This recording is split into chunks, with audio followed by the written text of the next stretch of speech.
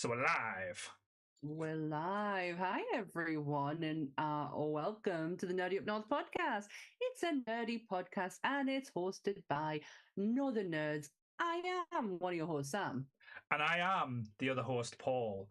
And joining us tonight at the Overlook Hotel are two fantastically spooky, marvellous guests. We have... I can't even see it. we have the Scream Queen herself, that is Kyliegh. So Kyliegh is joining us again for a double bill.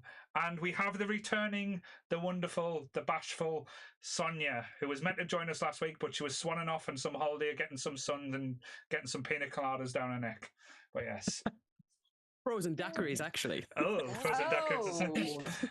Oh. So yes.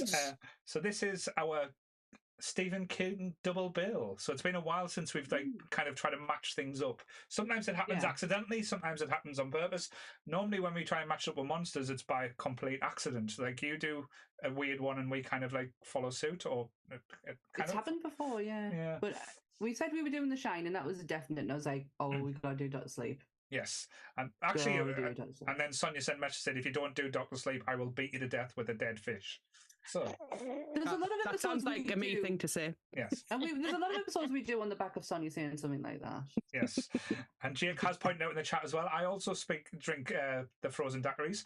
If you check out our Instagram or TikTok, you can see a video of me enjoying one in the Hard Rock Cafe. Just saying, yes. Oh, the Hard Rock Cafe. Yes. Is that what happens when you go to London? I'm a changed man now. Once you go down south, the northern leaves you. It's all gone. I'm normal. It's now changing the name to Nerdy Up South or Nerdy Down South. No. To be fair, though, that could go wrong. That could be like, say, our OnlyFans name, Nerdy Down South. That could be really bad. We could get some not so tasteful clientele joining us. To be fair, though, it doesn't get any more tasteful than Kyliegh and Sonia, so that's fine. So we've had a blast with Kyliegh and Sonia in the past, especially the Princess Bride episode. Oh God, yeah, that was the episode where you was trying to say that the film was shit, then me and Sonia convinced you it was a good film. I don't think that's going to happen for this episode, so that's fine. No, I think we're safe to say we're all maybe on the same page with this episode. Possibly, maybe. Yes. On the spooky side, shall we say? But yes. Yeah. Well, I tell you what, I'll get the disclaimer out the way with, so we can, check on in to the Overlook Hotel for one last time. Mm-hmm. So, everything discussed in today's episode is our opinions and our opinions alone. If you'd like to discuss anything from today's episode, why don't you join us on the Facebook page? Come and join our Discord, or leave a comment in the comment section where we can have an open discussion. But what we won't have is anyone coming for us and telling us our opinions are wrong, because we can all agree to disagree in fandom. So let's keep it fun, keep it kind, and keep the toxic behaviour out of nerdism. Yes. And if you're down with the kids like me and Sammy is now, you can get us on that TikTok-y tockity tick. Oh my gosh, yeah. Come join us on TikTok. Yes. TikTok. Shit the bed. Yeah, I even tagged Sonia in a video today and she totally ignored it. I viewed it. I was like, yeah, okay. Yes. I was hoping it was going to be like a funny meme about someone farting or something. That's what I usually get tagged in. So. Good to know. I'll know for next time. So, for nerds out there, want to get a response out to Sonia? Fart memes. It's the way forward. That's how you do it. Last week, I totally forgot to do the taglines for The Shining. God, I know. I don't have them. I have the taglines for this one. Yeah. And they're pretty... Yeah, it's nothing grand or exciting.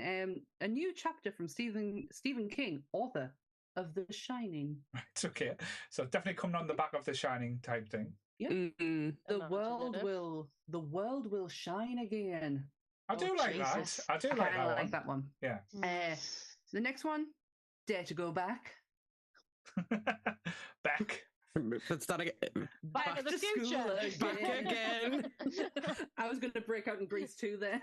Stop me. The next chapter in The Shining story. Oh, that's just a description. That's not even a tagline. It kind of brings us nicely into the next chapter in The Shining story. But that Doctor Sleep. But that does go with like this movie as well, because when this came out, you would think like how long this came after The Shining. Or was it like, I'm not going to try and say how long because I've got 1999. No. I've got the date. 2013, the book was released. Oh, and then the film came out in 2019. Yeah. This came out with very little like advertisements, there was no big hurrah or big like, because you would think a sequel to The Shining, one of the most loved horror movies that's ever been made, would have came out with like a big hit, like a big like fanfare. People would have been like clamoring to see it. It kind of was like a little whimper saying, "Oh, Doctor Sleep's coming to the cinema," and we're like, "What's?"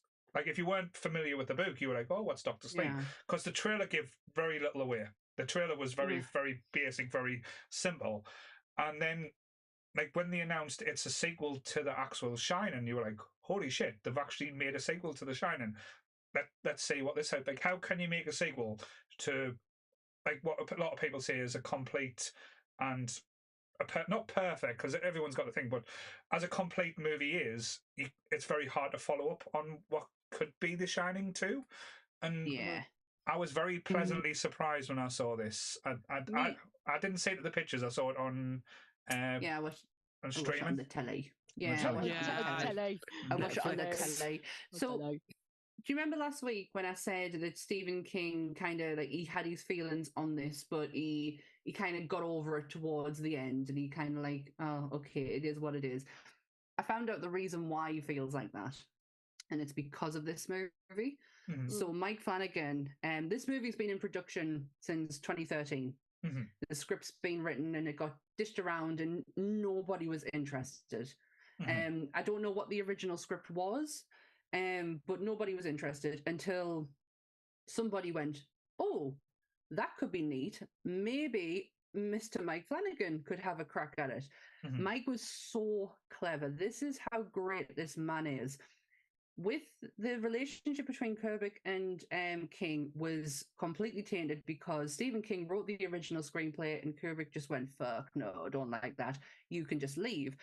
Mike Flanagan went to him and said, listen, I've got this project. This is the script. I'm going to change it. I want your input on it. Help and me out, they did a collaborative effort.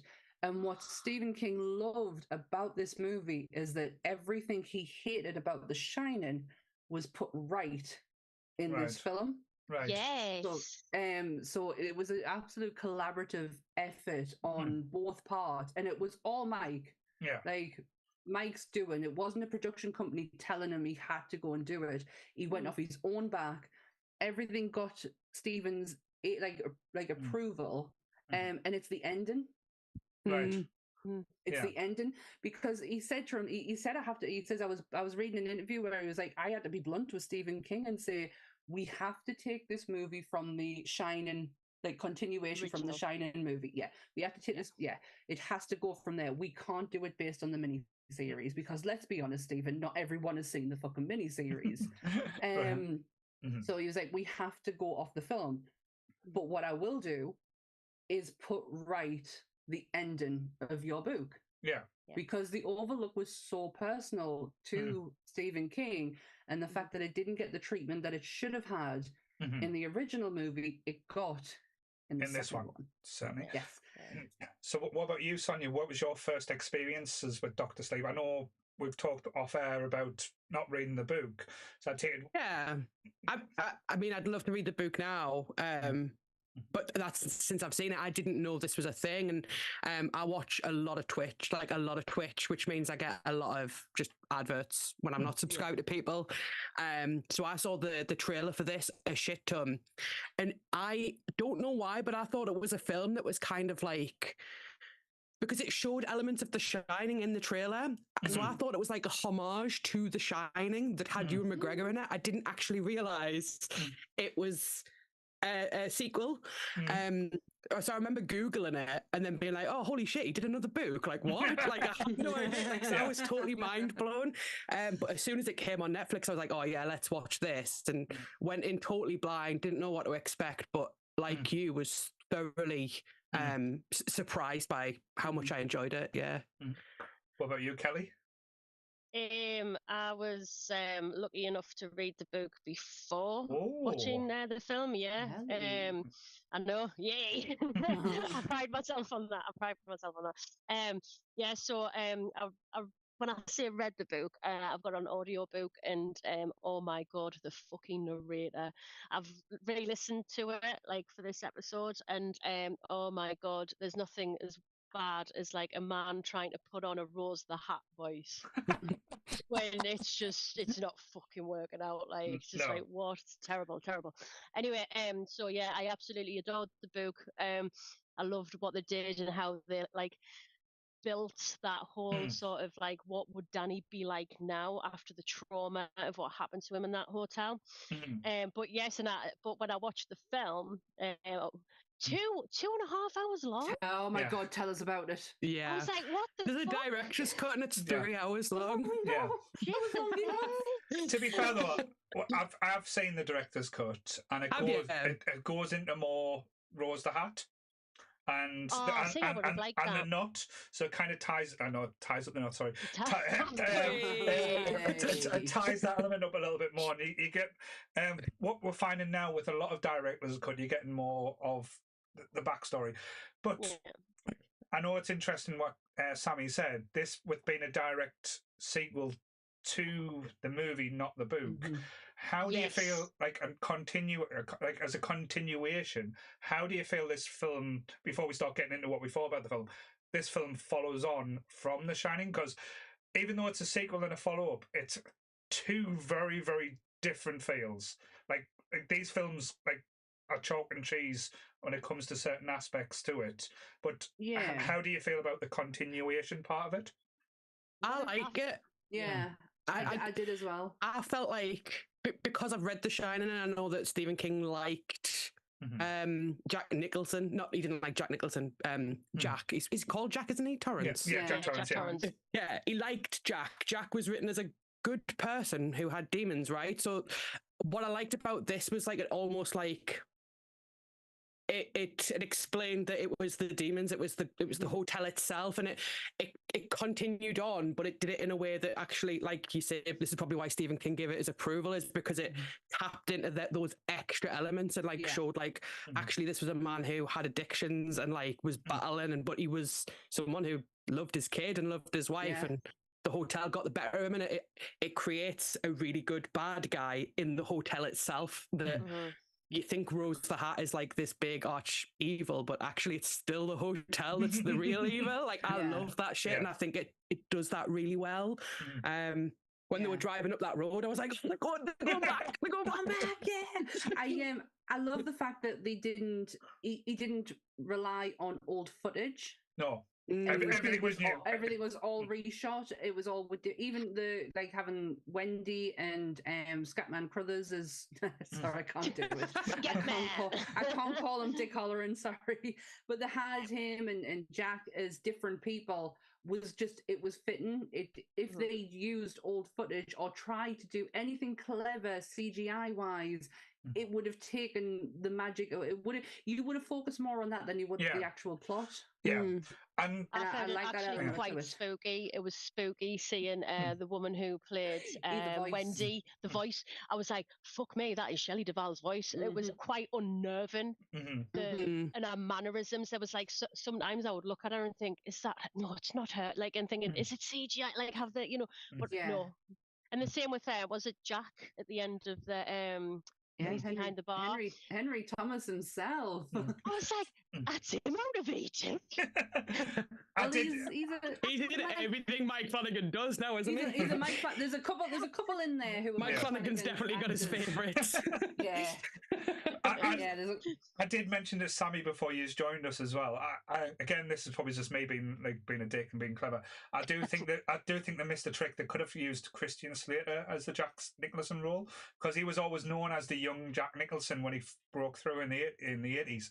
I just thought it would have been. He's definitely got the voice. Yeah, he's got the kind of glint in his eye, and I think that would have been like a little bit of a interesting, even a little joke for for Jack Nicholson's fans. I think it would have been quite an interesting take. It would have been if I knew that reference, but I didn't. And I was like, oh, okay. Do you want to know the potential Danny actors? Oh, yeah, go for Danny? it. Oh, yeah.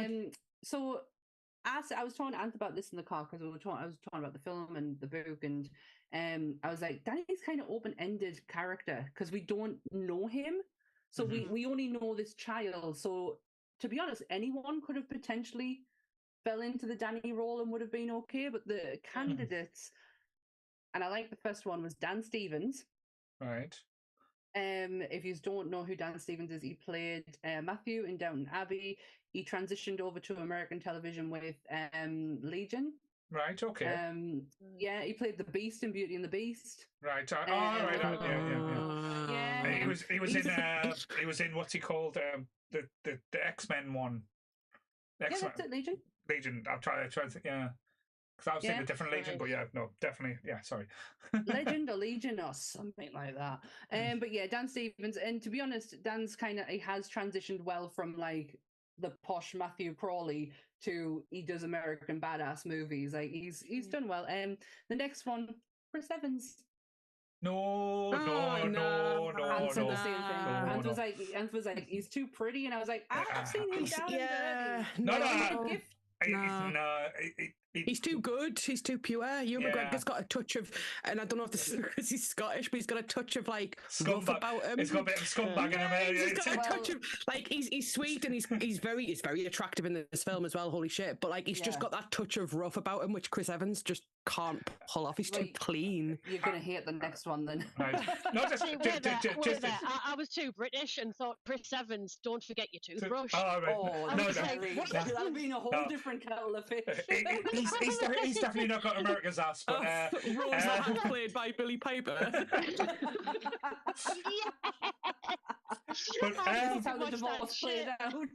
Dear me, but no, it's interesting you're saying because I preferred Ewan McGregor in the drunken, like you know, at the start when you see him at his worst.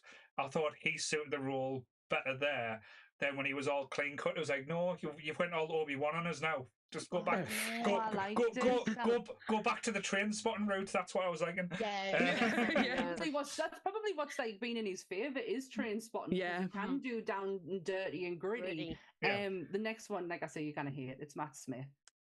No, not at all. I love Matt, but that would never have worked.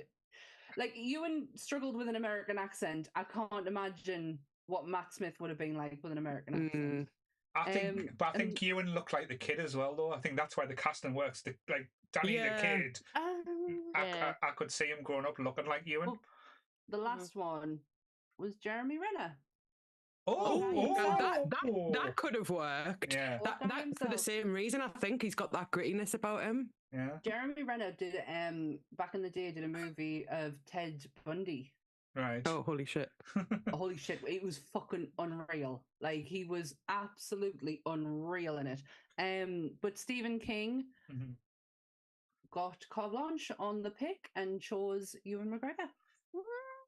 This is how much Mike had him involved. But when you think about it now, like the actors, like the current, and I'm not slating like modern day actors and stuff like that, everyone's so clean cut. Everyone's so nice. There's very few, like as I said, scumbag looking actors out there that can play a downtrodden or like unwashed type thing. Like Ewan McGregor does unwashed well. Like, let's be honest. But if you look at like modern day, like anything that's in like a Marvel movie, everyone's so perfect and pretty and stuff like that. Even in modern day horror, there's like everyone's a pretty boy. There's no kind of like rough and ready guys anymore. Where's the Sean Penns of these world? Yeah, I totally agree. I feel like we need more like average Joes. We need more like normal people in films. Like we need more Vince Vaughns. But it's right though, isn't it? Like the reason they're sometimes so effective is because they're so like different, and you can see yourself in those different people. And I think that really helps for Danny in this film because like you you side with him. And I think if he'd been someone really clean cut, you would have been like, "Oh, get over it, you twat." Do you know what I mean? Oh, her, like, fucking move on. You've got special powers. Fuck off. No, I love the vulnerability of Ewan McGregor in this, going from the downtrodden on his arse to kind of pulling himself out. And I'm reading the book at the moment, and Danny is just starting to. It's done very differently than what we're looking at in the movie, but he's starting to get to the point where he's like, he needs to come back, because there's no coming back for him at the minute. Like, no.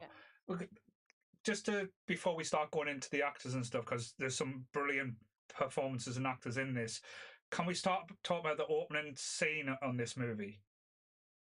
Like this is basically this is because this is setting the tone. Like, because you think, oh, it's going to be a horror movie, it's going to be thing, and a lot of things that horror movies do stay away from. Like, as a safety, if they're going to have children in, not even Stephen King. The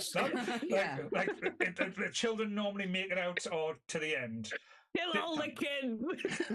but that's down with children. But that's the thing, though, and we introduced to Rose the Hat, the character who is just mesmerizing in every scene that she's in. Oh, but hi there. but then she's just like literally terrifying. This is like chills to the bone, and just how the scene plays out with like the characters, like the little girl coming to her, and she's being all nice, giving her flowers, showing her a magic trick. And then you see the true knot, just like kind of appearing, emerging. And it's little Violet as well, who's one of Mike Flanagan's actresses. She's in House on Haunted Hill, isn't she? Yeah, and she's so cute, and she's so good at delivering lines in such a like childlike way. Like, you know that girl is older than her time, like the way that she is. But did anyone else get the what's what I'm looking for? The inspiration behind that scene when she's holding the flowers. No. It's Frankenstein. Oh, shit! Yeah. It's Frankenstein. It's the little girl where it was when she's holding the flowers, and I know Frankenstein's in black and white. I do get that, but I know that them flowers are in color. They are colored flowers, and it was just the way she was holding them, and it's the way she's looking at it, and it's the fact that they're right next to a lake as well. Yeah, it's inspired by Frankenstein. Wow, I totally didn't get that, Sammy. That's brain. I did notice something, because I've watched this movie a few times, but I've never really paid that much of attention because it's 2.5 hours. Like, it's hard to keep focused for that long. There's a little thing that Rose does, like Rebecca Ferguson, like, it's an amazing performance. When she's giving the girl the flower, it's like, to bring her in, she moves the flower to herself ever so slowly, and just to get I think it's just like a little like nuance of the character. And it's just like, but that just shows you what kind of like movie that we're going to be in for. Because you thought at times like The Shining was brutal, or The Shining was intense. This is the first introduction to Dr. Sleep, and we're getting child murder at the start. Yeah. Like, literally, like, in it straight away. I love that opening scene. And when I realized it was based around Frankenstein, I was like, oh my God. It's the fact that them guys just looking at her, and Violet is so sharp as well. Like, to be like, who's that? Who's over there? Fuck no. It's such a good like dichotomy as well, because like if you were someone who clocked that sooner, the concept of like Rose the Hat being a monster and that being on your mind, like feeling like, why is this child giving the monster flowers, and then are they a monster? Because I don't know how to feel about them. It's probably puts that like subconscious unease in you without you even realizing it. It's like, it's so smart. Like, but that's Mike, isn't it, in a nutshell? Like, it massively. I mean, I'm gonna get my nitpick out the way of this movie and this story, because I really like this, and I don't want to spend any time than I should on my little nitpick. But the true knot itself. What an amazing, fascinating concept of these individual peoples who all have an individual talent, who all bring something to the table, to the knot, and we don't get to see fucking any of it. No. We don't get to explore Rose in any shape or sense. I mean, maybe in the director's cut, I don't know, but if you're watching it on first watch, there's no telling of the strength that Rose has. If Abra can communicate with her the way that she does, Rose has something just as strong as Abra does. And you don't get to see any of that. And all these other people, apart from the one at the beginning, and reading Snakebite her... Andi. her fucking thing in the book can Yeah. get fucked. Yeah. That was horrific. Mhm. It was horrific. But she was so interesting in the book. It really explained what it is she can do, and it does show you that to a degree in the movie, but they don't elaborate on it, and all the rest of them, all the rest of these people, and these all these people they're just vampires. Like, that's it. Supernatural vampires. This is literally what Anth loved. Every concept of this movie, like absolute, until the point where it was like, oh, they're gone. Oh, well, that right. I'm out. He literally mentally clocked out of the film when they were gone, because he thought he was going to get to know who these were, see what they can do. Yeah. And he didn't get anything. That's my one nitpick of this film. This is where I think not the feeling of the movie, but feeling to realise what would have worked. This, and I know we've talked about it so many times with different films or different concepts. This movie, take it away and do a Mike Flanagan TV show on Dr. Sleep. Give it 8 episodes of an hour episode each. I was going to say 6 episodes of this would have been so much better to go like in depth into different like segments, really. Yeah, because if you got even like 2.5 hour or 3 hours of the director's cut, you're still not going to get all the information you want. No, you're gonna it's going to be crammed and it's going to get confusing. And if you could just spread it, and this is a movie to do that in. I've never in some of the things we've talked about in Paul's recommended TV shows, kind of like being on the fence with it, but this one 100%, you could have done so much more with the characters are interesting. You've already made them interesting by explaining that they're part of a family unit. Everyone has something individual to bring to the table. Explore it. Let's know about it. But hey ho, that's me one little gripe. Yeah, I know they kind of give like a little like thing at the end where Danny's explaining to her and saying, well, there's more people that are hungry out there, so there probably is people on the same wavelength. He says you're on your own, and she's like, "There's more." Yeah, because that's the expanse where you could go, and like it's never ending. Like I know when Rose talks about saying, steam is becoming less or less potent because people are like diets change, or they're not looking after themselves as well, or like they even allude to imagination, because said kids are too busy on their phones and stuff like that now, so it's kind of like so just kind of trying to work out what the steam is, or like that was quite an interesting point that I wanted to but one thing I wanted to go over as well is the fucking cast. Like, I know we've talked about casts in the past, but when you're looking through this, and even like the bit part players who are playing other roles that's been made famous in The Shining, as Kelly said, the young lady that played like Wendy is just unreal. Like, you wouldn't even think the voice down and everything. But again, Ewan McGregor in this as well. I know people like joke with Ewan McGregor. Ewan McGregor's done some fucking amazing work, and he's got chops, and he can do more than just these aren't the droids you're looking for. Hello there. But I just keep thinking of him being a Force ghost in the fucking Overlook, like red or blue. Hello there. but and I liked his portrayal of Danny so much in this one, just because you got that journey that we didn't get with Jack in The Shining. As we said last week, soon as Jack Nicholson walks into the Overlook Hotel, he's fucking batshit crazy nuts from day one. There's no lead up or delves into the madness.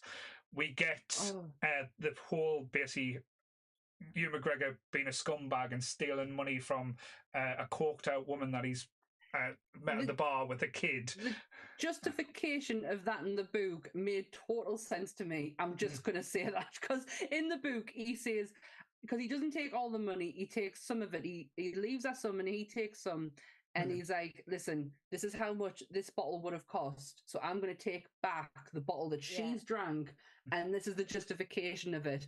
But that plays out so differently in the book. He leaves the coke as well, doesn't he? So she can sell it. No, she does in the end. But so she's asleep in bed. The kid is in a crib. And the kid gets out and decides that it wants the coke, and it's got candy. And he describes it as starfish hands. Yeah. And that's all he can see is the starfish hands trying to reach for the coke. Anyways, he leaves, and for years, the guilt of that just eats him up alive. But then he's met by the lady Denny, who was the lady who he stole the money from, in his bedroom. Yeah. Who's dead. She did. She's all bloated out, and she's all bloated and everything. She did survive. It doesn't look like she does in that moment, but she ended up surviving. The ex-boyfriend who he punched in the bar came back and killed the kid, and then she killed herself on the back of it. It is. I've gone really warm thinking of that. The whole thing is just horrific. That is a recurrent motif throughout the book, and that made me very fucking uncomfortable. I was gonna say, as a parent, it must hit you in a different way. This film and this book, just that aspect. Something that I really love, something that Stephen King does, which is he does balance really well. So if you actually put Danny and Rose side by side, they've both caused harm to a child. They both have thoughts about it, but Rose has absolutely zero guilt at all about it. She's addicted, right? She's addicted to steam. And then you've got Danny, who has caused harm to a child, but he is guilt-ridden over it. He's also addicted, but as the film plays out, he overcomes his addiction and atones for his guilt, whereas Rose never does. And I feel like that's why she gets her downfall, is because she doesn't atone.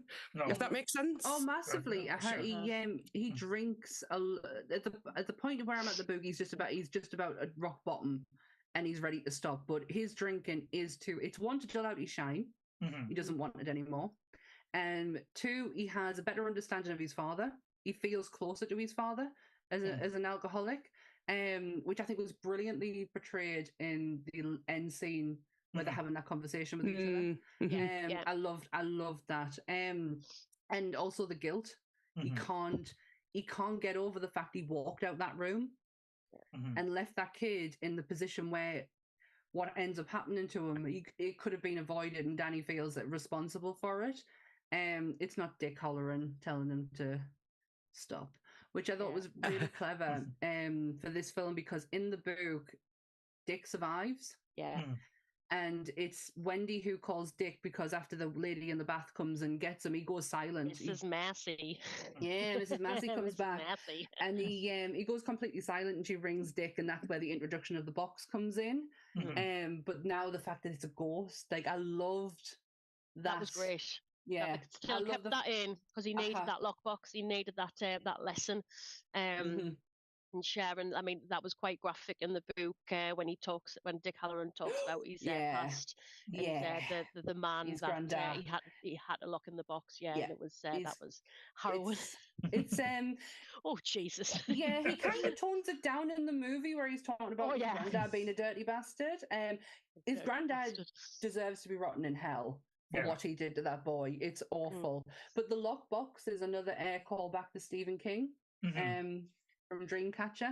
I was just about to say it. The one thing, I love the book. I mean, I love the film as well, but I love the book Dreamcatcher. I know a lot of people didn't like it, but I love the depiction of the mind library.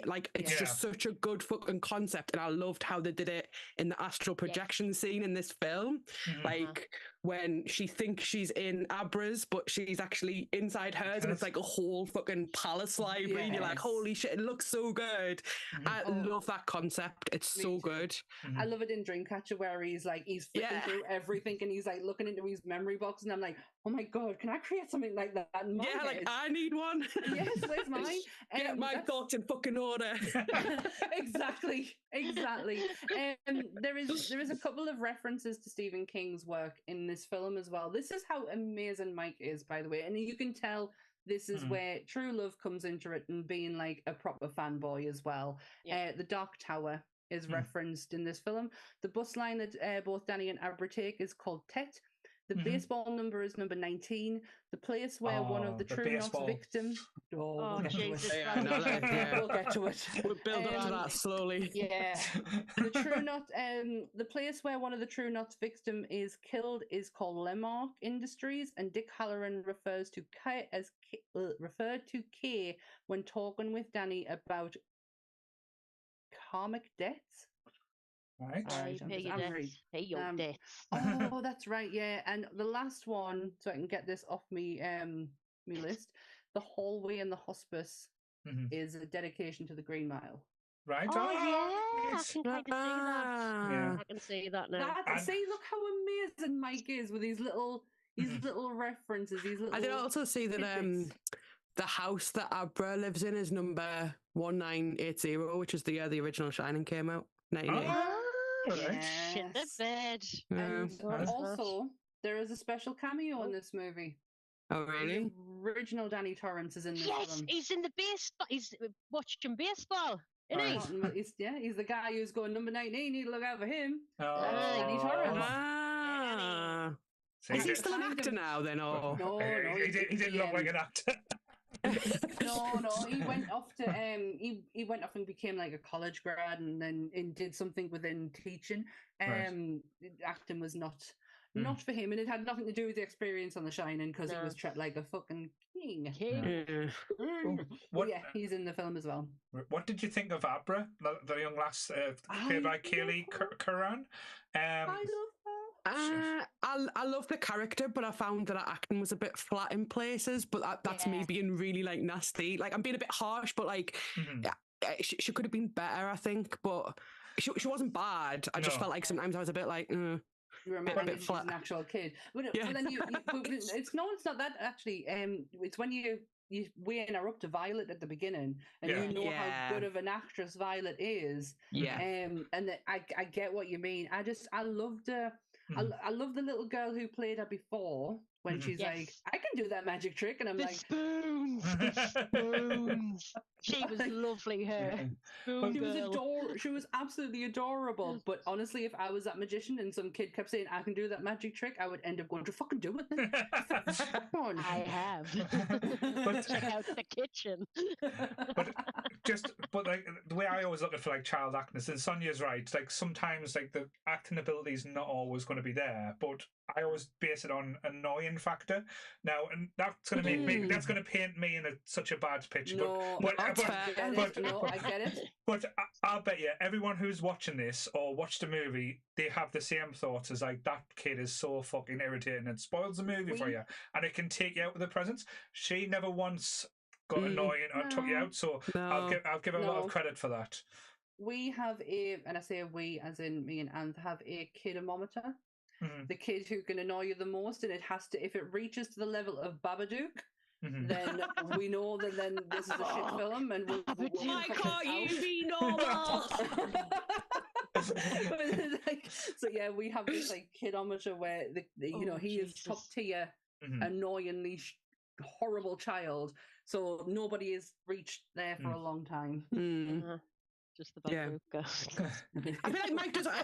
House on Haunted Hill, though. I feel like obviously totally different works, but like his child actors in that were brilliant. Yes, I feel like he's probably got quite a good handle on like who he wants for what and how it. Like he clearly knows what he's doing when he's casting kids, which is really good. And look at where all these the kids went to as well. Like, McKenna Grace. The kid who plays Violet's twin brother, he's been in WandaVision. Like these kids have got they've obviously getting some acting chops in there, especially with the caliber of the adult actors that they're working with as well. I just think Mike's brilliant at casting. He is. I'm just going to push over Mike Flanagan this whole but that's the thing though. I think what he does as well, he doesn't pick the obvious choices. Like if you look at the lass who plays Snakebite, Andi, who later basically become a ghost in Ghostbusters. Frozen Empire. Her she had the turn of it thing where she looks adorable, stunning, but when she turns to the nasty side, like you get scared, like the look in her eyes as well. But like I say, and again, I'm just gonna pop a gush over Rebecca Ferguson. Because the performances we've seen before this, or if you might be more renowned for, as like The Greatest Showman and stuff like this. This was her turn as kind of mainstay, like center stage, being the main focus on, and she literally owned this film.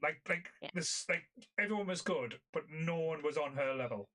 That's really incredible. No, she was. She stole it completely. She really did. And this is a film like Greatest Showman always has that attachment to it that she never did that song. Yeah. She never, and this is not the case in this movie. Everything about Rose the Hat comes from Rebecca Ferguson. Like she did her fucking homework. The costume choices. Yes. Oh my god! It creates the person. She could have literally walked around. Rebecca's that good. She could have walked around in just like whatever with the hat, but Rebecca sackcloth. and she still would have looked amazing. But she took that to another level with the costume choices. Hat as well. Even the hat. Is perfect. The fucking hat. That hat. Oh. Well, I think Kelly would suit the hat, so we can Kelly the hat. I think Kelly would suit the hat. Yeah. I went through a stage for a while where I was it your hat era there, Kelly? Was it? Yes, I had. I tried the hat era, Kelly. I had a bowler hat era, so I wore a bowler hat quite a lot. Can you remember in the 90s the velvet hats with the upturn and it had the rose on the front? That was very Clueless, wasn't it? Very sister. Blossom hats. I had one. Blossom, bless her. Yeah. Very, very sister. Yeah, that's my hat era. So, and there was two major disturbing scenes in this movie, and both involved Rebecca Ferguson. The first one we've kind of alluded to, but we'll talk about that in a little bit, because I think going into a bit more detail on that one would be interesting. But the other one is where we see her being degloved. Mike Flanagan loves that shit, doesn't he? Like, he's obsessed with me. Like, I rewatched it earlier, and that whole scene. I was like, okay, so we've got the mind library from Dreamcatcher, we've got the degloving from Gerald's Game. What else are we going to throw in here? But the way they did it as well, like, it wasn't just because like you saw a hand. She was in like Abra's. I need to call it Eva for something. Abra's mind, and she gets a hand stuck in like the kind of drawers and stuff, and you think, oh, she's just going to crush her hand, and you see her pulling out, and you see the skin folding back on her hand, but it's not quick, it's slow. That's the thing that gets you. How slow? Like that, I was like, I want to see your sinews. Honestly, I don't know why. I don't know if it's just like gross, like. I'm just maybe like I'm really interested in stuff. My mum had to get stitches once because she was washing up a cup and the cup shattered while her hand was in it and it just sliced through her hand. And I sat and watched them stitch it and she was like, how can you watch? And I was like, it's fascinating. Like, no, it's not. It's not. I don't know if you can see, but right here I have a line that goes just along there. When I was a kid, I used to have a fascination with mugs where I would literally take a drink and wipe the mug across my lips. Every time, regardless of what mug it was. Got caught out once with a chip in a mug, and then I dragged it across the top there, and I had to have a couple of stitches, and I just went, put me to sleep.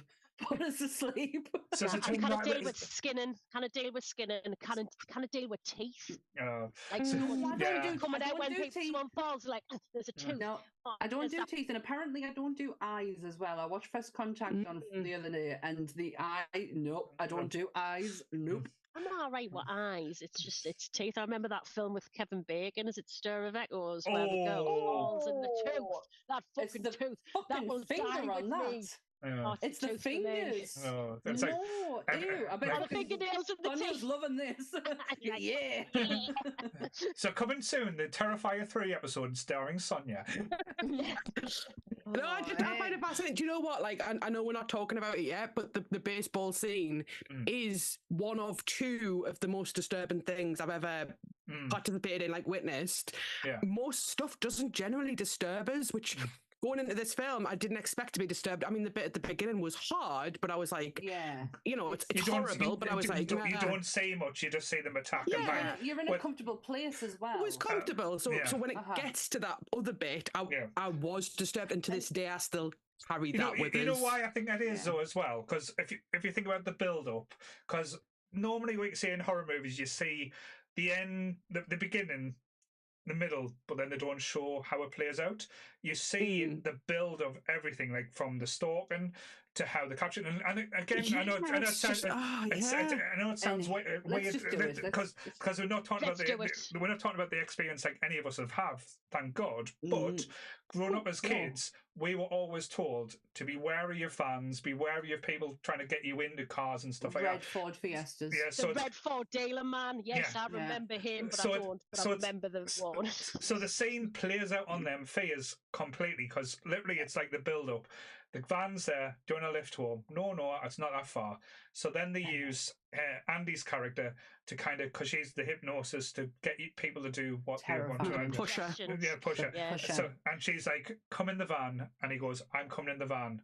And from that moment, we think, oh, this is not going to go well. Because I kept thinking he was going to get rescued. yeah.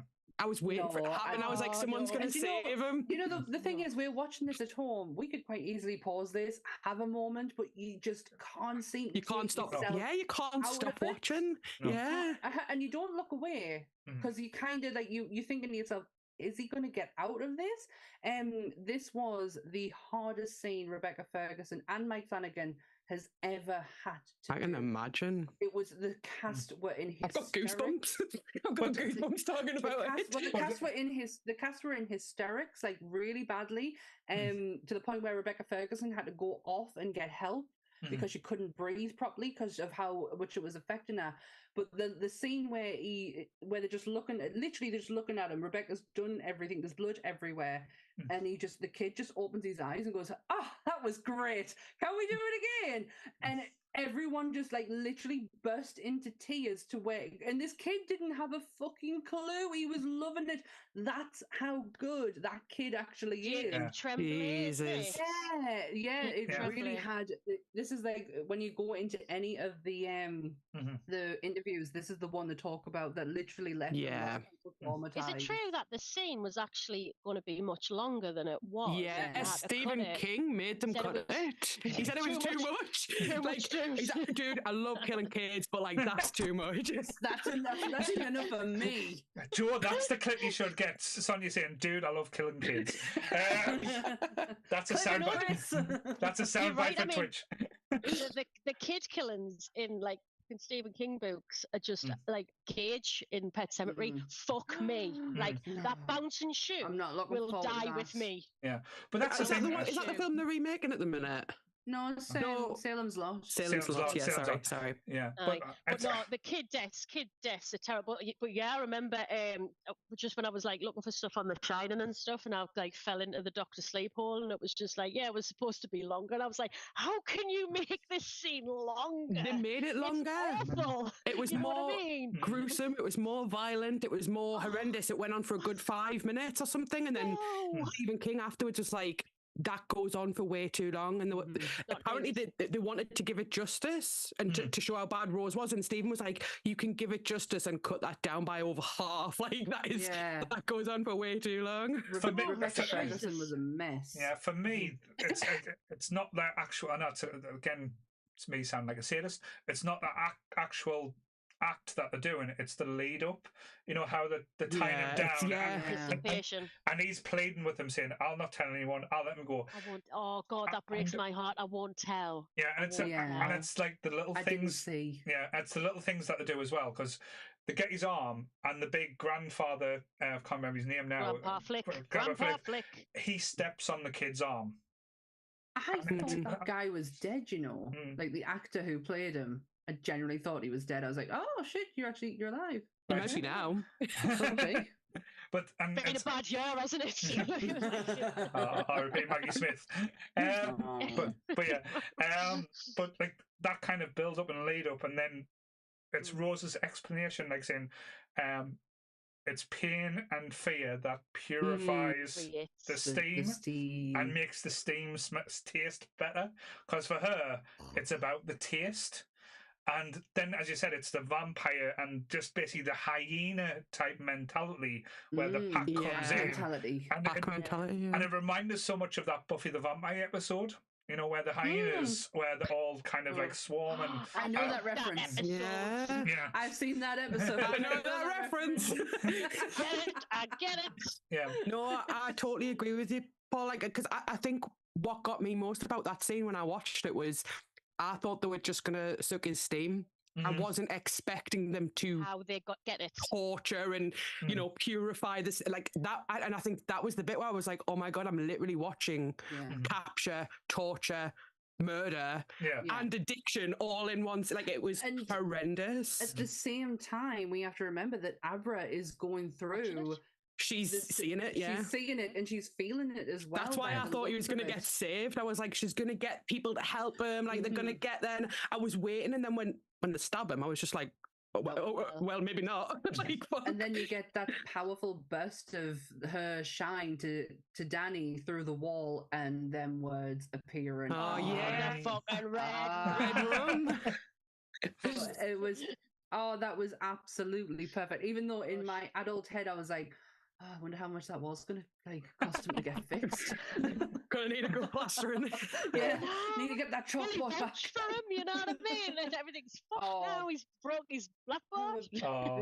Can we talk about Billy as well? Because I think he is one of the shining lights in this movie as well. He really is. Like to have a friend that's like gets you, not only gets you, helps you, saves you, and believes you. Trust you. That's and it's that is such a rare quality, and like to have in one person, like. But I think that's fantastic. But that's the big change in Danny when he gets someone who kind of is there and like has that kind of friendship. And I know, I'm not trying to make Sammy cry again. That's what, like, say, Sammy's friendship's kind of like. She kind of gets me, or kind of understands what we're trying to do, or what we're going through, and kind of makes things a little bit easier at times. So it's don't make me cry. Don't do it 2 weeks in a row. Oh, bless you. If you watch the Game of Thrones Q&A that we did the other day, I made Sammy cry big girl tears as well. Like, my eyes were like filling up, like you could see the redness in my eyes, and I was like, I couldn't talk, and I'm not doing it again. It is true though. It is really much our friendship. Like we have the honesty, we have the trust, probably to honesty to a bit of a degree. See, the character of Billy is like the book is totally different when I was reading it, and I like kind of, because he's like an old geezer who works at Teeny Town, but the fucking train, little Teeny Town, the Teeny Town train. Anyway, but it's Billy in the film, which I think they've done really well, is they've amalgamated like 3 characters into Billy. So it's Dr. John, who in the film, he is the AA guy. Ewan McGregor helps him find his watch. Gerald's Way, is that him? Bruce Greenwood. Yeah, was he in Gerald's Way? Yeah, he was in one of the, I'm sure, House in Haunted Hill as well, one of the roles. No, Fall of a House of Usher. That was it. Yes. I really must watch that again. Yeah, so Dr. John's a big character in the book. Billy is a big character, and so is Abra's father. Right? It's really difficult. I can imagine, like to. If you ever did a Stephen King film ad verbatim from his book, it would be It Chapter 1, Chapter 2. It would be The Stand, Chapter 1, Chapter 2. Do you know what I mean? It would be far too fucking long to give everyone justice. So I think what Mike's done is just really fucking good by having this character of Billy, who he is the guy who just does it all. You know what I mean? That is so cool. It works. I'm so looking forward to getting further in the book. I've got one thing that's just come to my mind when you mentioned It, Chapter 1, Chapter 2. Dick Halloran is actually in It, the book. Yeah. And the reason... Well, it's part of the same multiverse, isn't it? Yeah. When I was talking about the production earlier, there's one thing I missed out when I said it was in the works for a bit. The person who got a hold of it is the same person who was behind It. Right. And because of the success of It, this got done. There we go. It's on my head now. Thank you. The thing is, I write all this stuff down, and I remember it later on, and then it gets in my head, and I'm like, I've got to find a place to say this. I wonder how it's going to work, because you know how they're doing the TV show Working to Derry. So it's like, kind of like a prequel. That's meant to have come out this year.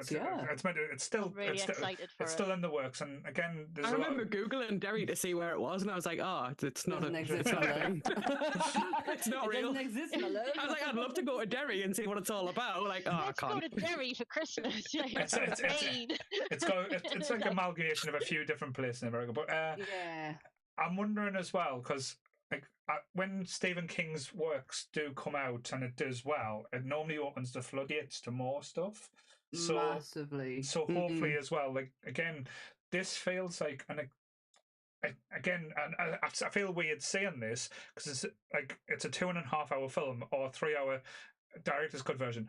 It still doesn't feel complete. It still feels like an uncompleted story. Yeah. Isn't that so fitting that Kubrick didn't find he finished The Shining and he was still editing it like years and years later? Mm-hmm. Isn't that like quite fitting to this one as well? Mm-hmm. Yeah, I would like to say I love the fact that Stephen King's having like a bit of a rebirth. Like there's people out there now who are willing to take on these huge projects again of like this, Salem's Lot and the Pet Sematary Bloodline. Mm-hmm. It's actually really good. I haven't seen it. Like, do you rate it? I really do. We did a Pet Sematary episode for Monsters, and I just watched it. And that time where you've got to like talk your way through it to know did I like this? Or not? And by the end, I was like, oh yeah, I fucking love this film. This was so good. It was so good. It's again, I wouldn't. It's difficult because it contradicts a lot of things that happens in Pet Sematary and like even the remake, and it's supposed to be a prequel to the remake, and then it's kind of like you've just contradicted everything that you've kind of. But that was my only issue. It's if you and we do mention that. We do mention that because the age difference from Jed to there to then doesn't make any sense. Certain aspects of it doesn't. Jed would have known a lot more than what he makes out in Pet Sematary, but we were all forgiven because of how well Duchovny was in it, and the PTSD side of it, the actual. Oh, this is where they're all starting to find out about it, like the lore of it being kind of laid down a bit more. So you can quite forgive certain aspects of it. I do know what you mean though with the contradiction side of it. If you treat it as a standalone movie, then yes, it doesn't. Yeah. But essentially, the story. Yeah. He tells you it. Yeah. In the film. Dead should say dead, but yeah. But sometimes death is better. The ground is rotten. What I quite liked about this one as well, because Abra, like everyone kind of understands or thinks that Abra's this like super witch, like that's like a super shining person, and there's like excitement, fear, and all that, and she kind of like shows the confidence of someone who like is like beyond her years. Yes, but like again, the way they play it out. They don't treat her almost like a child at times, like especially Ewan McGregor's Donahue. He uses her as bait on many occasions, and the way they kind of play that out and have the whole almost like lay a trap for the knot to come and get them in the woods. I thought that was done well, and again, that could have been overly done or played out really like longly, but it was quite short and sweet. I think it was, and I know you said Anth checked out at that point, but to me, I thought, shit, they're going hard and going quite interesting, like characters that you thought, could have a decent backstory. They're just killing them off now. But that's why, as I said, if they did a prequel or like a short mini series, they could go into like a true knot thing. But I was impressed, like how well that played out as well. I need to mention at this point as well the act of the cycles, how the true knots die. Yes. Fuck me, that is exactly how I imagined it when I read it. That sort of fading in and out of existence, but kind of seeing like there was a magazine there, The Human Body, back in the day, where you could build your own little human body with like skeleton. Was it? That was hanging on my pink elephant fucking lampshade in my old bedroom. When I used to live round the corner, when me and my sister shared a bedroom, we created that skeleton, and it used to hang from my lampshade. Well, it reminded us of that, the way it kind of like went in and out. So you were like, oh, there's your lungs. Oh my God, there's your eyes. There's your sinuses. You're like, oh my God, You've there's just some brought a blood. memory back. And it just looked, and it looked harrowing. Yeah. You know what I mean? It looked fucking painful. Yeah. Like, I'm in existence. I'm out of there. I'm in. Oh my God. And you're feeling everything. Yeah. And this idea of cycles is cycle in the book as well. There's just this recurrent theme of, like, you know, things that twist in cycles, circular. So is that why the rooms kept on moving, type thing, around where they kept on, like, when they were going into certain things, or like falling, like almost like a clown house type thing? Because it like had almost like kind of a big switcheroo, a big turn.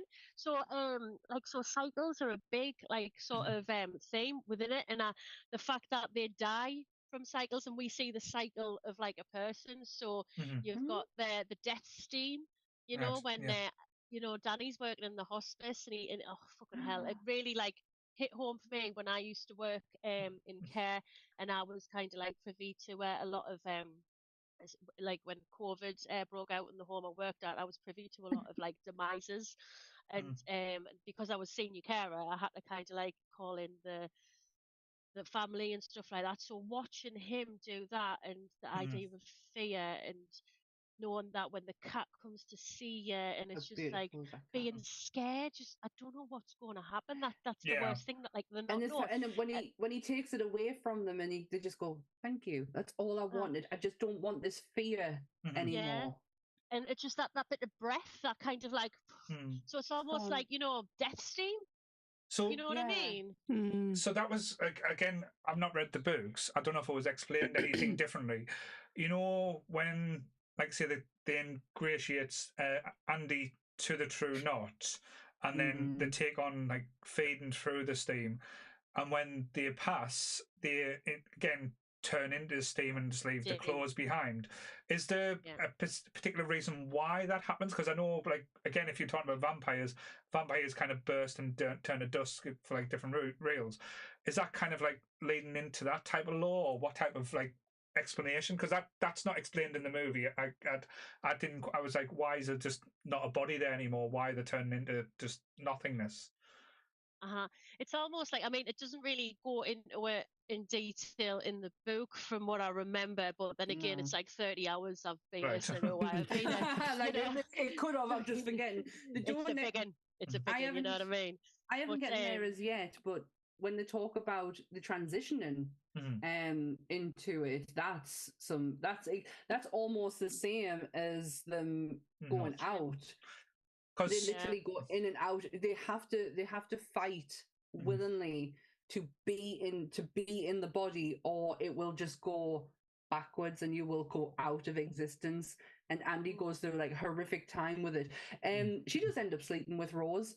After the event. Is such a sexual predator, and that's why I found it uncomfortable, because the narrator is this guy who just puts on this Rose voice, and I'm just like, this is not believable, and she's fucking everyone. She's naked all the time except for a hat, and it's just like, but it's such a lovely understanding. Like Andi at the end, like Andi goes, "This is never going to happen again, is it?" And she was like, "No," and she went, "I will take what I've just had.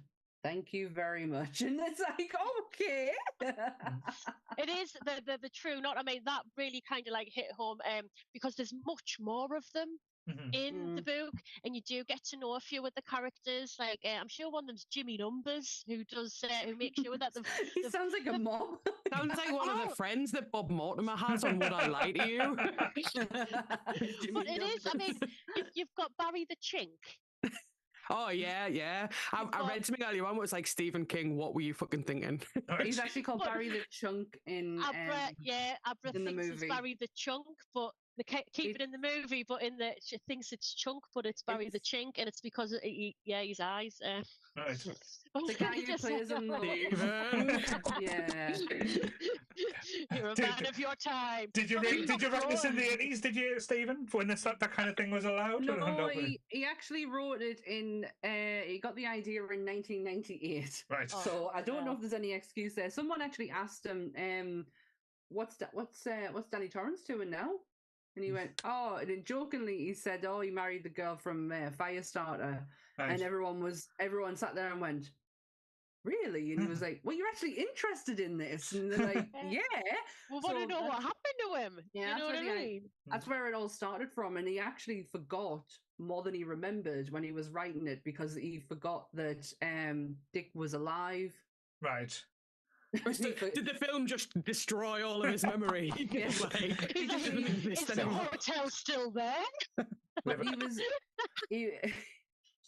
He just forgot quite a bit because we all know Stephen King's past. To be fair, though, I'd be impressed if he could remember every single element to every story he's ever wrote. That would be an impressive thing. It'll be the saddest day in the world when he forgets it all. Yeah. That would be like the saddest moment because this man has created universes, multiverses.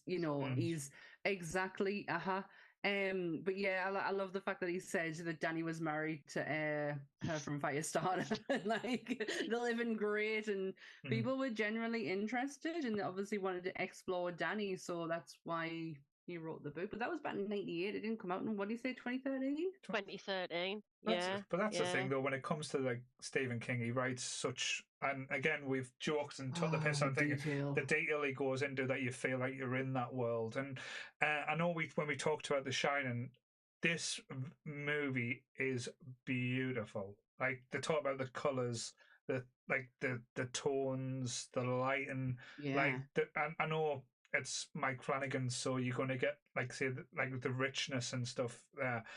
But I watched this in 4K today, and literally everything looks amazing. I know they used a little bit of CGI at times at certain elements or certain things, and again, it doesn't take away too much or too many elements to it.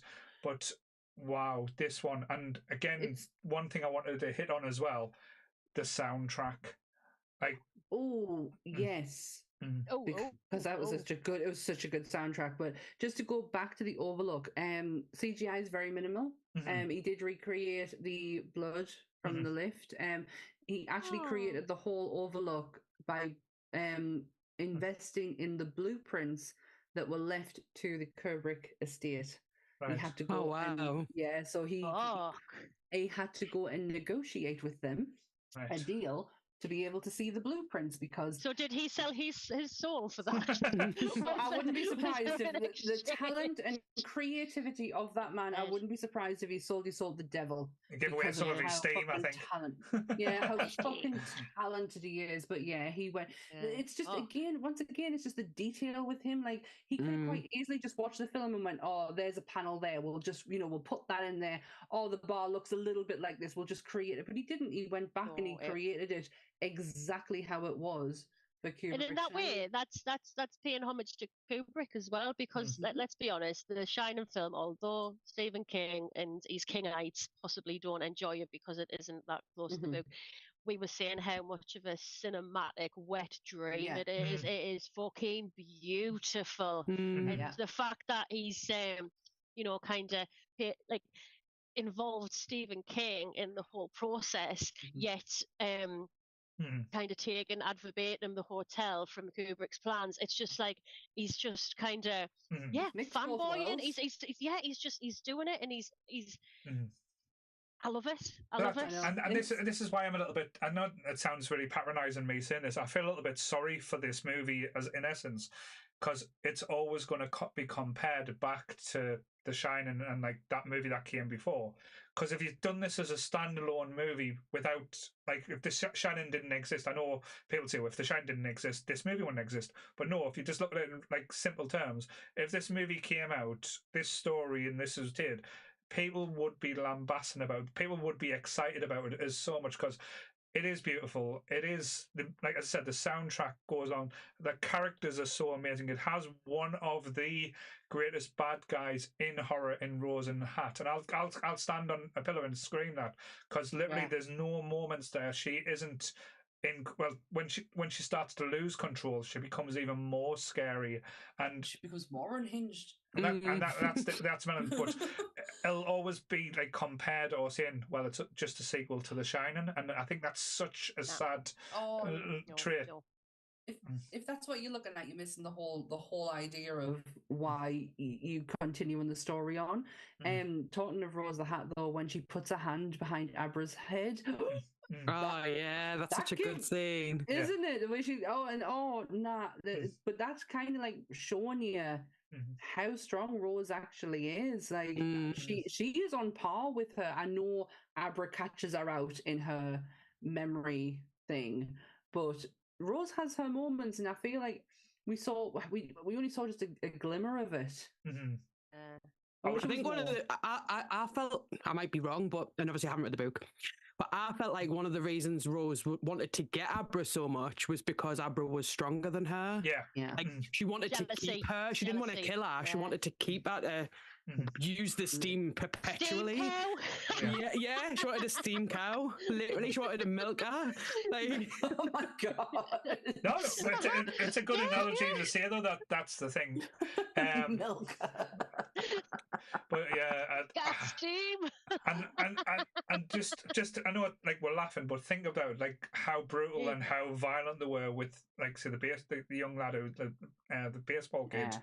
Imagine living a life where you're being tortured for your steam, and then have a breather, pet, have a nap. We'll be back in a bit. Yeah. The madness. It would have been worse than what he went through. Yeah, 100%. And it would have been a lifetime of it. I'm going to be controversial here, because Rose the Hat is fucking. Oh well, never. Rose the Hat is, fucking villain to the extreme, but you cannot help but like her as well, because she's just so, charismatic. She's charismatic. Yeah. Fuck you all.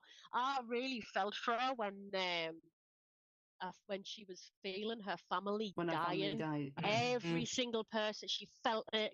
And to be honest, that was like her at her most vulnerable. She'd lost everything, and it's just like, do you know what? I've got nothing. I'm going to take her down. And the fact her resolve to do that in the film is like amazing. In the book, there's a bit more of a downfall because I don't want to like spoil it for people, but there's a lot of people who like just leave her because they're scared of what's going to happen and things like that. She does allow Abra to get into her head to the point where that's all she can focus on. So the Rose that have only focused on her family and taking care of her family now is just concentrating on this.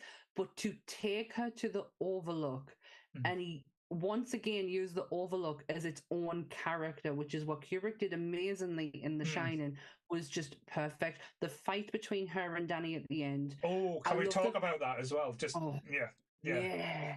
Because swings and the punches. Yeah, because when we talk about like face-offs, like we always love a story, and there's always got to be like that end battle scene where you've got the good guy against the bad guy, and you want the good guy to prevail. Normally, it's like a damn squid. It's a letdown. It doesn't normally live up to the hype. The fight itself, it's not like an exciting fight. It's the dialogue they use. Like Rose walking up them stairs going, how have you been hidden from me from so long? How have we not known about you? Because Danny is a powerful fucker. Like people like, and it's showcased in this scenes perfectly. And it's just kind of like, how have you stayed so? And it's like that shock factor. And then when you have the combated scene and she's gotten pinned on the floor and she's taking his steam and she's getting excited saying, it's new, it's different, it's like kind of tastes like whiskey. Tastes like whiskey. That'd be how she didn't sense him, bro. Fucking whiskey. Yeah. Smell like a trunk. But then when you see the click of the trunks, It's just I love that. wow. For me, that is perfection. It's literally just like the delivery of the line when she's just like, "Oh, like a little surprise," and he's like, "No, not a surprise." He's like, he's like, what? "They're fucking starving." Like, Yeah, it's so good. He like pushes her back, and then you just see them all. It's like, "Oh, they're back." It's also not showing Danny as like this. Like Danny's strong, but not strength. So showing Danny being quite vulnerable with like the fact that he wasn't getting the upper hand on things was great. Yeah. But it's also the realization when I don't know if anyone noticed this, when she says, "How have you been hidden from me for so long?" Danny looks at her like, "Yeah, how have I been hidden from you for so long? Like, how have we not met before?" It's like even he's questioning, how have we not met? How has this not happened before? I love that delivery though at the end with they're starving and everyone is just standing behind her and the twins. Twins are there. I love it. But then, love that. But then when they use the effects wise and you see that like the ghost's hands going into her face and kind of like everything in that element is just like it's just bone chillingly good. Where have we seen that before? Deadpool and Wolverine. That's it. No, I didn't like it then either. Yeah. Nope. But the thing is, it's weird because you would think evil attracts evil, so the evil all, kind of posses up together sort of thing. But nah, evil's like, I'm fucking hungry. I'm gonna eat evil. What I loved when Danny walks straight into the Overlook, it starts to wake up. The first thing he does is he goes and sorts the boiler out because that was his dad's job. And at the end, if you remember from last week, I was telling you Jack in the book kind of saves everyone inadvertently by not checking on the boiler. Well, he turns it on for it to go boom, because what pisses me off is a little bit, when they drive into the Overlook and it's Abra and Danny, and I was just like, I am getting total nonce vibes here. Bear with us. Yes. He has to die. Because there is no coming back from this. She's been abducted. Adar's dead. And Ma's like, where the fuck are you? The phone's out the friggin' window in the car. And I was just like, there is no coming back from this, dude. You. And what pisses me off is this idea when Dick Halloran's like, you've got like that karmic debt. For fuck's sake. People have done a lot worse than take money from a coked up mother and the child. If anything, he has made himself feel more guilty because he knows they died after. You know what I mean? Because of his gift, he was able to. But he's also what happened. Has he not paid that debt by these people? I think so. I think so. Move on and move over in comfort, in happiness. In surrounded by a lot of love, because he gives them memories that they never even remembered. And isn't that not enough? Did he not pay it then? No, because he has to die, and that pisses me off because he has done enough and he deserves to live because he's beautiful. It's my one thing. You're talking about pet peeves. Like my one pet peeve is that he had to die because I didn't feel like it was fair to him, like a lifetime of trauma, and you come up and says you get to die now. Like, how is that fair? You actually get to have a conversation with your alcoholic father who would try to kill you in a place that has completely haunted you your whole entire life. You've actually had it out with them. Then you get to die. Yeah, you don't get to live with the. Can I just ask? Can I say though something? That's life, though. Does that mean that like in like 30, 40 years time Abra's going to take some kid to a hotel and then she has to die? It's like she's got to take the same process. Mrs. Massey's in her lockbox. So we're just saying that the Dr. Sleep just gets Sammy in trouble again. Dr. Sleep is just another version of the Lion King. Oh, don't. I'm not having that on my fucking head. When we die, we become the grass, and the antelope eats the grass, and we become the antelope. I once compared the Lion King to Black Panther, and the internet went after us. I was right though. So- Watch it again. It's the so- Lion King. So every movie is just a remake of The Lion King now. Compared, that's what Sammy's telling us now. So, Yeah. Rose the Hat is Scar. Bring this. Every movie we do now going forward, Hyenas. can I bring this back round to the Lion King? Let's see if Mufasa. that can be done. Mufasa. Cycle. He's dead now. Oh, banana, smash banana. He's dead now, Mufasa. Yeah, oh, fucking hell. 2024, man. But yeah, to be fair though, would have Lady Diana liked this movie if we're going to go with the Jaws limit? Lady Di would have loved this film. Well, she would have seen The Shining, so Yeah. she was around for The Shining. So maybe who doesn't love who loved The Shining didn't turn around and go, I wonder what Danny Torrance is doing now. Wonder how he is. How's Wonder I how wonder how he he's doing. I wonder how he got on. I wonder how him and his mother are. So I know we've had a little discussion about the ending. Were you satisfied at the end? Did you feel like this was a... Do you think after what they've just said, they were satisfied? No, It's a man to live. I'm asking the question now. In terms of the films and not the books, it ties it up well. It closes it down. I know that Mike Flanagan said there will be no further stories, and I think killing him off was probably the best way to ensure that. However, I would have preferred him not to be dead, and I disagree with the decision to kill him. Yeah. But that's the way it had to be for the film to work, and I'm not disappointed with it. It doesn't make me dislike the film in any way. It's just one of those where I'm like, no, come on, like let him live. They would have left. He deserves it. He deserves a good life. They would have had to wrap it up a lot differently and had a little more more questions would have probably needed to be answered if he did live. So it did wrap it up a nice little bow. Yeah. Again, it kind of kills the Overlook with him as well, which is it's kind of like the closing of a chapter. Ah. And I'm not going to, that's all I'm saying. That's all I'm saying, because the Overlook does feature in the book. Right. Yeah. Even though the Overlook's I know not how there. the book ends, and I'm not saying anything because Sammy's reading it. I'm reading it. Yeah, I'm just saying, but the Overlook is still a fixture. The Overlook is still an imposing presence. The Overlook even though cannot it's be not, destroyed. But yes. You know what I mean? Well, the thing is, it puts forward that anyway in the book, because he has to lock up all the Overlook ghosts in the fucking lockboxes. You know what I mean? Yeah. The hotel's gone, but the things are still there. What I want to ask. So all the ghosts were haunting Danny and coming back. Where the fuck was the furry? Where did the furry go? The furry, like all dogs go to heaven, went to the other side. Let's not fucking talk about that movie. Joe's put a comment in saying, Diana, she wouldn't have loved it. She's been dead for 22 years. Is she not at the Overlook? Is she just like I was going to make up. Just driving around the grounds. Just driving around the grounds. Looking for a parking space at the Overlook. Saying, nope, can't park there. I do appreciate that the Overlook was blown up like it should have been in the first one.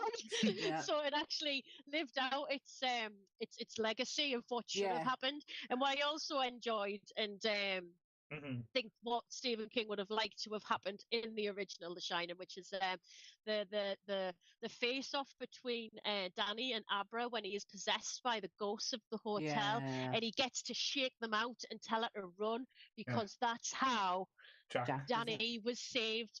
So it was a little bit of closure for Jack, because I didn't feel like he got the closure he wanted when he was having the conversation in the bar, because it wasn't his dad. It was the ghosts. It was the Overlook he was talking to, and it was awful. It hurt me. But when he's in the boiler room and his mum's there and she's able to look at him and not look away, because that was what really upset him. This idea that she couldn't like look at him at extended periods of time because she saw his dad. It was the black flies as well that he described. A lot of people believe that's a Green Mile reference as well. That is because John Coffey spews the dead flies out, and it's like sickness. But and the fact, like at the end, they're like looking at each other, and it's just like that's what he wanted. He just wanted, you know, to be loved. No, a normal life. Yeah, It's, poor fucker. damn shit. Again, it's going back to addiction again as well. Though I know I keep bringing it up, but No, that's when full, Danny's It plays a massive when Danny's part at in the these bar stories. and he's in that scene, he has the option to drink and he chooses not to. He chooses to put the addiction away, whereas Rose chooses to follow her addiction, which leads to her downfall. Like it really is a massive metaphor for addiction bad. Yeah. But this is it. But Jack Drugs went are through bad, exactly bad the same. okay? Jack went through exactly the same thing in the book, though. Yeah. Jack at one point. Everything that was happening in the Overlook, he knew, he understood. He believed Danny when Danny was telling him all these things were happening. He didn't care. It was He the didn't hotel care. that was taken over, wasn't it? Yeah, and he just wanted to like- stay there. He wanted to be there. But by the end of it, his addiction was so bad that he just let it overcome him. But there is moments where he is fighting, and Danny is showing how stronger he is than his dad, because he didn't the fight. It wasn't really there when he has that drink in his hand. He could quite easily have taken it, but it's very easy for Danny just to push it away. I don't know if that's because his dad's in front of him. Like the source of addiction is right in front of It's him. like face to face with the cause, basically. So the Overlook made a mistake by picking his dad in that moment. If it was just a regular bartender, he could have like fallen or I think so. No, that's quite interesting. Yeah. I'm going to ask an interesting question. Well, I think it's interesting. It might be just people think, what are you talking about? So The Shining is held in such reverence, and it was made, like, as I said, so long ago now. This technically is still quite a recent movie. Do you think in the same timescales that, like, say, The Shining came out, this movie will be held in the same regard? Or would it, or do you think it'll be one of those ones where it kind of like just becomes a forgotten sequel? It's a bit.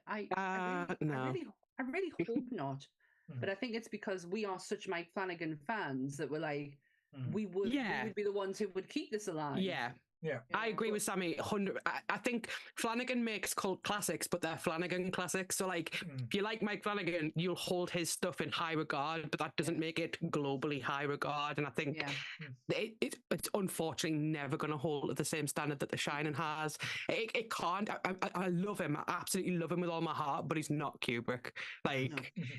He can't be. He could never be. And it didn't fall in the time of when, like, horror was very experimental at the time of when The Shining came out, and it hasn't fallen in a place where it's like the likes of Scream. Scream, restarted a genre. Fell at the right time. Yeah, exactly. This didn't.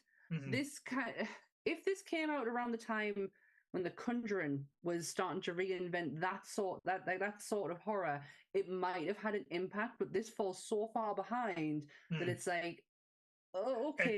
I get that, because this didn't feel new. It didn't feel as much as I loved it, and I loved the story, I loved the tones, it didn't feel like it was reinventing, recreating the wheel. It just felt like, as I said, it was an extension. Cycle.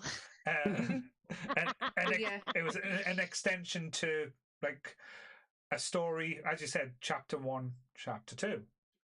That's what it felt like. And again, that's not me giving it a disservice, because this movie is so far and above most of the movies, like shot wise and cinematic wise. Like, you don't get something that is beautiful as this movie is made if you didn't love the source material. And I think, as I said before, it's always going to be forever in the shadow of The Shining. Which, and again, if you're going to be in a shadow of a movie, The Shining's not a bad one to be in the shadow of. I would bask in that shadow. Give me that shadow. There's so much you could do there, like, in terms of, like, just the concept of, like, a haunted hotel that is alive. Like, imagine how many shitty spin-offs we could have had, just like ghosts in a hotel. With but every door, behind every door is like, you could have gone in so many different directions with it, and I'm really glad it hasn't happened. Like, I feel like this being the follow-up and it being so closely connected to the original and closely connected to Stephen King was the only way it was going to make sense, but it was still never going to. It was still always going to be in the shadow. No, that's interesting, because this could have fallen in the same type of category as Amityville. Like, how many Amityville films that again, great idea, great, like I wouldn't say a great original film. Some of the sequels were actually better than the original. Like the Ryan Reynolds one is actually a decent movie. It's not bad, but as you Got said, Ryan Reynolds. yeah, and he's got his top off a few times as well. Yeah, and an axe. And he's got a beard as well. So the actual story of Amityville is much more scarier than the shit that they came up with afterwards. Yeah. But I do get what you mean. I think if we got a TV series of this, we would be complaining we were getting too much, and it was completely overshadowing everything that we've just gotten from Flanagan. I feel like that anyway. I'm too much of a fanboy. Like, I'm just gonna say, like, Flanagan can do no wrong in my eyes. Like, I love his character development, and I feel like I'm so glad it was him that did this, Danny. Yeah, because he cares about the people he writes for. Like, and I think that's why he uses the same cast all the time, because he finds people and he's like, I know what they can do, and his horror is smart, and I feel like there's not a lot of that now. We get a lot of gore, we get torture porn, we get jump scares, and it's like people are like, this is so scary because it's full of jump scares, and actually they're forgetting what original horror was meant to be. It was meant to get into your skin. It was meant to make you think. Stay in your head. And I think that's what I love about this so much, is that baseball scene and Rose the Hat. They stick with you, that they're almost like ghosts from the Overlook. You have to lock them away in your brain. Like, it's so smart. No, perfectly. And I love that. Yeah, I think, because I don't think anyone on this podcast or anyone who's watched this movie, like, for as long as I live, I'll never forget that baseball scene. Not because just because when horror does horror well, it leaves an imprint. Like, I can remember not the fact, like, not how Casey was killed in Scream, but the fact that Drew Barrymore got butchered, and like that scene when she's hanging up, and a good sort of thing that stands with me. Like, say, like Halloween. Like, the stalking sticks with me. That's the things. Yeah. It's not the actual kills. It's when true horror, like, basically is done in a way that you remember it, and it will, like, forever be embedded in you. Like, you're always looking for because if you think about, like, the modern day horror, if you go to, say, the Terrifier movie, it's all it's horrible. It's like people. It's like fascinating, but it's not scary. I don't think it's to the extreme where you don't want to watch it. Where if you're watching this baseball scene, it's terrifying. You cannot take your eyes off that screen. You can't. You're watching this at home. You could pause. You could quite easily pause. You can leave the room. Yes. You can leave the room. You could put your hands over your eyes, but for some reason, always allowed. But exactly, for some but you reason, just don't. You can't bring yourself to do it. Can you remember when I said it's one of two scenes in a movie that have stuck with me, and I think will stick with me at the end? The only other scene, and it's not really a horror, is the film Zodiac. I don't know if you've seen it. Yeah. I've tried to watch it. It's the scene with there's a couple having a picnic, and he ties them up and puts them on their front, and you know he's going to come at some point, but there's this massive pause where nothing's happening, and they're both just lying on their front, and you know they're going to die because they died in real life, but you're just waiting for it to happen, and it's not them being killed that gets us, it's the waiting. The anticipation, the torture of waiting what you know is going to come. You know it's coming, and you can't look away. I think that's the best horror can do. I totally agree with you. There's one that comes to my mind when I think, and it's so stupid, and you're probably going to think it's a ridiculous thing to Is it the Lion King? No. Imagine if I said that. It's Tusk. And it's not the fact, it's not seeing Justin Long as a walrus or anything like that. It's the idea that this man thought that was okay to do. Yeah. I can't watch that because of that. It's so just weird. Good. I love Justin Long. My cousin looks like Justin Long. Well, if you want to see your cousin look like a walrus, the thing is, though, when you do see Justin Long as a walrus, it kind of is a moment where you like laugh a little bit because it's Justin Long as a walrus. It's so silly. But then you have to remember, someone's done that to him, and Michael Parks is so brilliant. It's sinister that stays in my head. And he doesn't even say cuckoo. It's just annoying. But yes. And again, similar to what we did last week, I'm not going to do a rating system because I don't think it's fair to try and rate this movie because I don't think you're going to get anything less than we'd all be on the same page. It's because it's not a perfect movie, but again, when you look at the shots, everything involved, the acting, the sound, like the music, everything used, it invokes things and it evokes feelings. And I think, again, that's when great cinema kind of things, and I use the word cinemaphile, and that's what it feels like. You're kind of experiencing someone that loves this cinema, and you're like going on that journey with them. But yeah, I'm not going to rate this movie. I don't think it's fair. I think as a whole, like as a sequel, it had the impossible task to follow The Shining, and it gave it a fucking good shot. Yeah. I genuinely, I don't think I could rate it, but if I was going to give it a verbal rating, it would be that it's perfectly imperfect. Like, it's never going to be The Shining, but it's still perfect to me. Like, I loved every minute of it. So, yeah, it's perfectly imperfect. I like It doesn't need to be The Shining, because The Shining's there, you know what I mean? It's got nothing to live up to, but for Mike to pay homage to the people that homage needs to be paid to.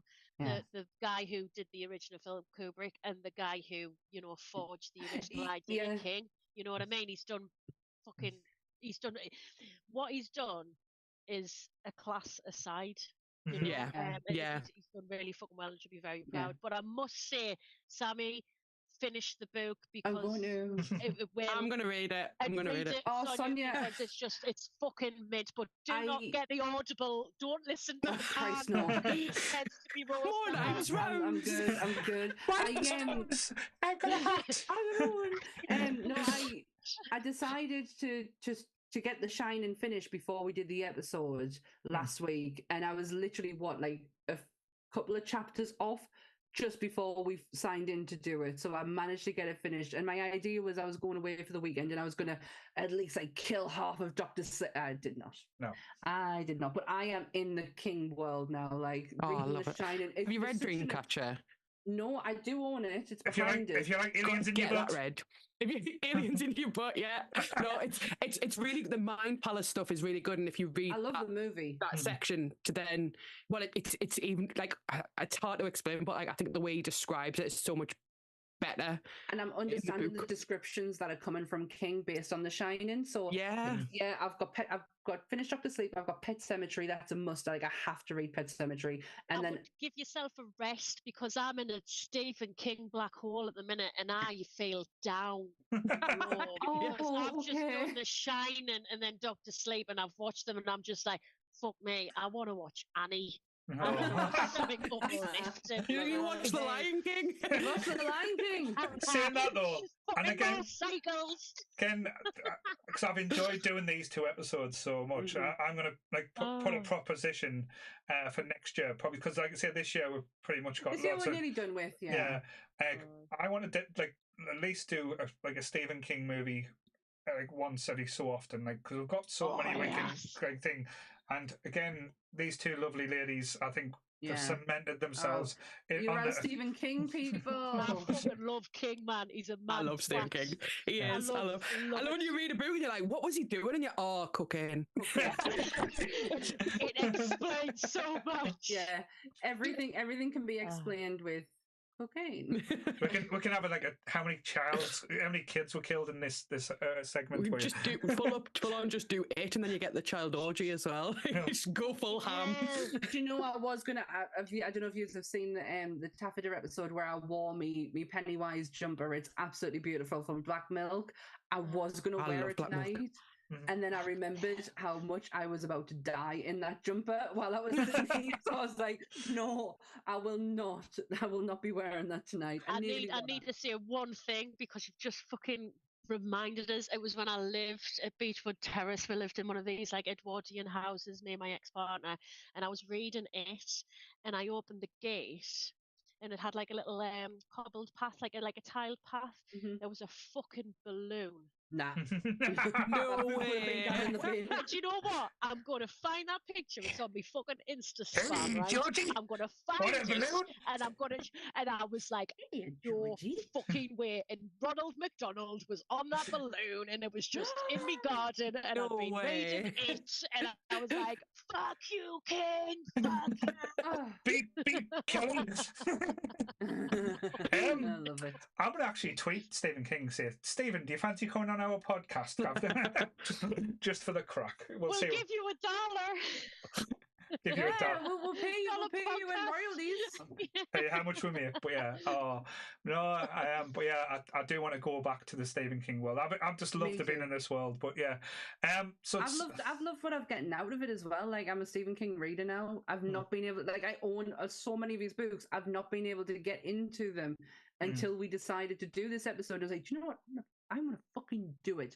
I'm thoroughly happy I am in there now. I can wear this t-shirt.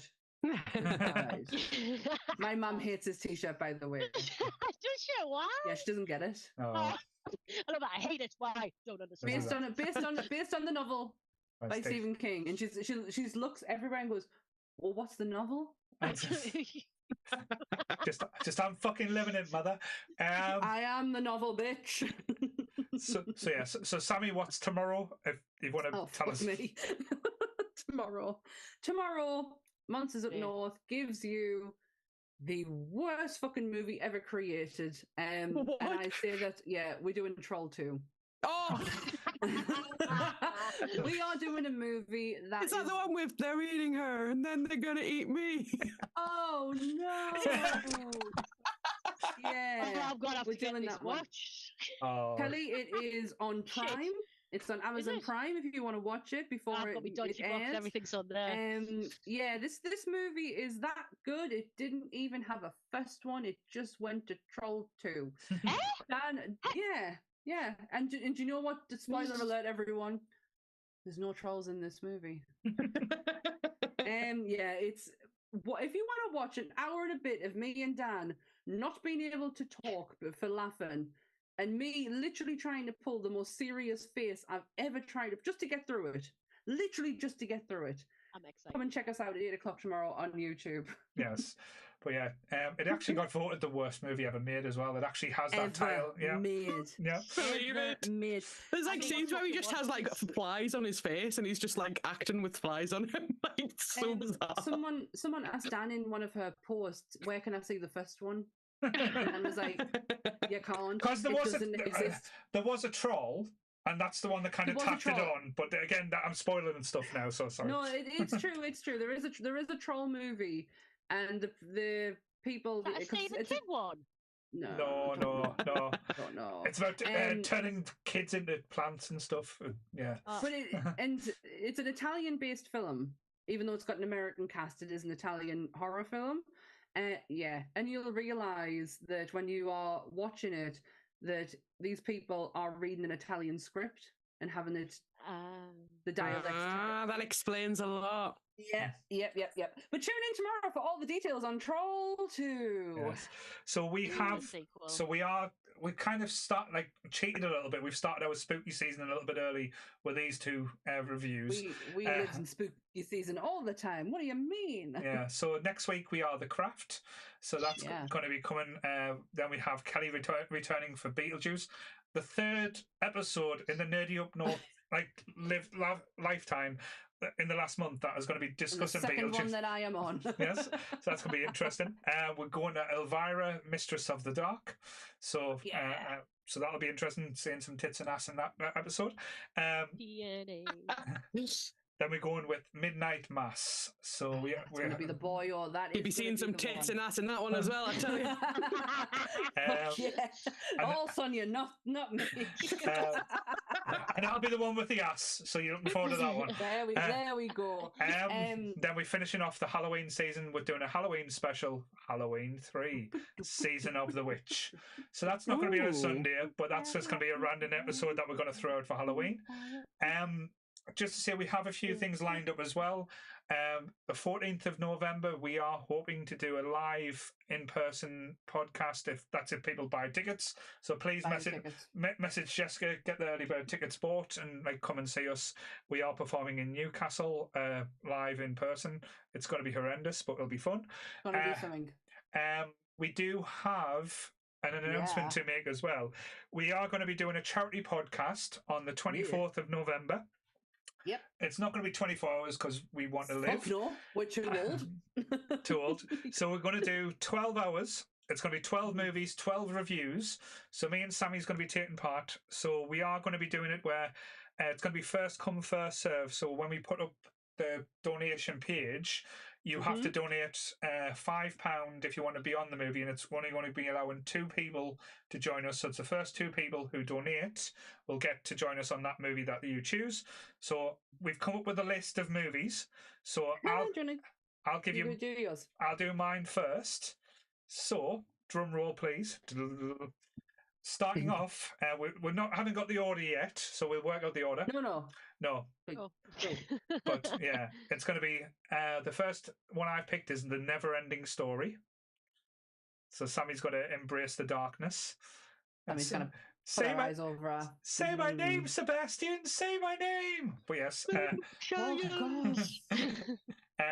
we're going to go back before the TV show, and we're doing Buffy the Vampire Slayer, the movie, with the greatest ever death scene of any movie ever done. If I don't cry in that because it's Paul Rubens, I will be shocked. I know. We're doing a big monster movie in The Meg. So big sharks. We're going with Rogue One. So so it's Star Wars is coming back, and we're going by the John Walters movie as well with Crybaby. So yes, it's going to be a musical. Baby.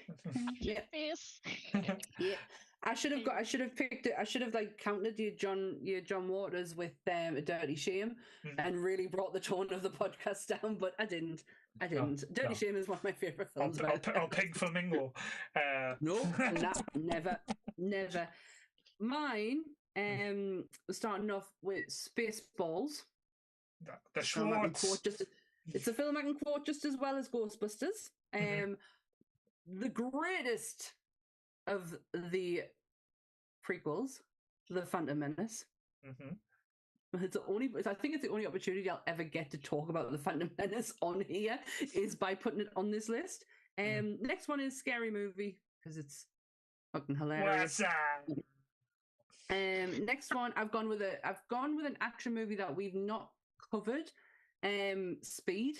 Speed. I fucking love that. Keanu Reeves with Speed. Love it. I'm picking an 80s wholesome movie for me next one with Big. Oh.